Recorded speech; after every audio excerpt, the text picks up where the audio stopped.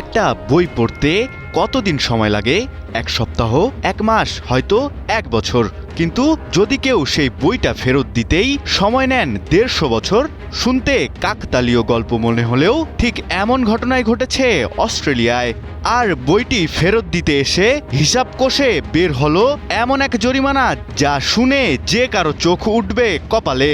প্রায় 19 লাখ টাকা জরিমানা ধার্য হয়েছে। কিন্তু কেন এতদিন সময় নিলেন তিনি, আর কি বা করেছিলেন সেই বইটি দিয়ে?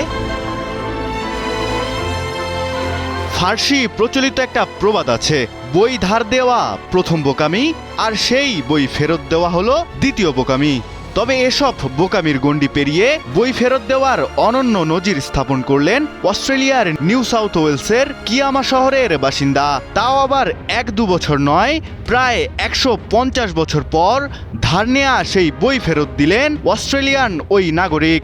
1858 সালে প্রথম প্রকাশিত হওয়া ইতিহাস গড়া বইটির নাম হলো অ্যান্টিকুইটিস অফ অ্যাথেন্স।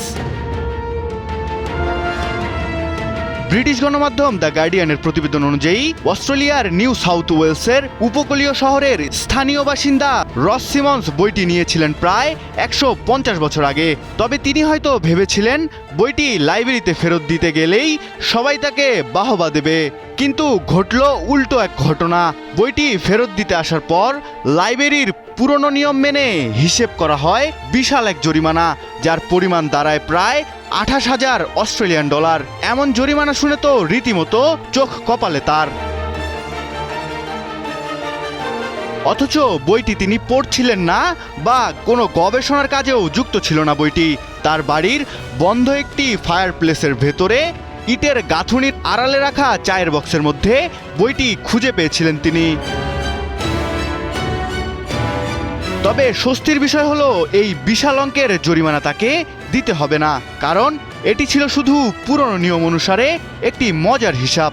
বইটির আসল মালিক কে ছিলেন সেটিও এখন আর জানার উপায় নেই, কারণ 1870-এর দশকে ধার নেওয়া রেজিস্টার তো অনেক আগেই হারিয়ে গেছে।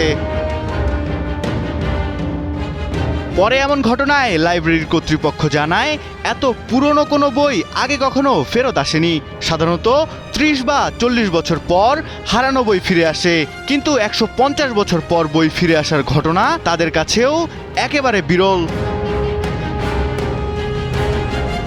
আর তার কাছে বছরের পর বছর অযত্নে পড়ে থাকার ফলে বইটি কিছুটা ক্ষতিগ্রস্ত হয়েছে। তবুও এটি এখন আর বাইরের কাউকে পড়তে দেওয়া হবে না।